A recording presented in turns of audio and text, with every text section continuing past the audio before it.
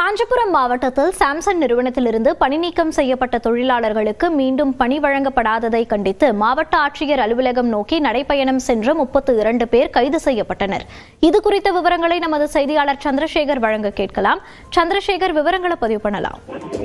நிச்சயமாக காஞ்சிபுரம் மாவட்டம் ஸ்ரீபெரும்புதூர் அருகே சுங்குவாசபுரம் பகுதியில் இயங்கி வந்த சாம்சங் தொழிற்சாலையில் சுமார் 1000க்கும் மேற்பட்ட தொழிலாளர்கள் வந்து பணியாற்றி வரும் நிலையில் ஊதிய உயர்வு உள்ளிட்ட பல்வேறு கோரிக்கைகளை வலியுறுத்தி கடந்த ஒரு ஆண்டுகளுக்கு முன்பு போராட்டம் நடந்த நிலையில் அந்த போராட்டமானது பெரும் பரபரப்பாக பேசப்பட்டு வந்த நிலையில் அதில் தொழிற்சாலை நிர்வாகம் சார்பாக 27 பணியாளர்களை பணியிட வைக்க செய்யப்பட்டு மீண்டும் பேச்சுவார்த்தை நடத்தி மீண்டும் போராட்டத்தில் இருந்த பணியாளர் மீண்டும் பணி திரும்ப இந்நிலையில் அந்த 27 பேரை பணி நீக்கம் செய்யப்பட்ட தொழிலாளர்களை மீண்டும் பணி வழங்காமல் கடந்த ஒரு ஆண்டுகளுக்கு மேலாக தொழிற்சாலை நிர்வாகம் காலம் தாழ்த்து வருவதால் தொழிலாளர்கள் பல முறை பலரிடம் மனு அளித்தும் எந்த ஒரு நடவடிக்கை இல்லாத காரணத்தால் இன்று சுங்குவாசபுரம் பகுதியில் இருந்து மாவட்ட ஆட்சியர் அலுவலகம் வரை பேரணியாக நடந்து சென்று மாவட்ட ஆட்சியர் இந்த தொழிலாளர்கள் ஊழியர்களின் பணி நீக்கத்தை ரத்து செய்ய வேண்டும் என பேரணியை முடிவு செய்யப்பட்ட நிலையில் இன்று போலீசார்கள் அவர்கள் தடுத்து நிறுத்தி கூட்டுக்கட்டாக கைது செய்ய முயற்சித்தனர். இந்நிலையில் ஊழியர்கள் கைது செய்வதற்கு மறுப்பு தெரிவித்து அங்கேயே சாலை மறியலில் ஈடுபட்டதால் சிறிது பரபரப்பு ஏற்பட்டது. மேலும்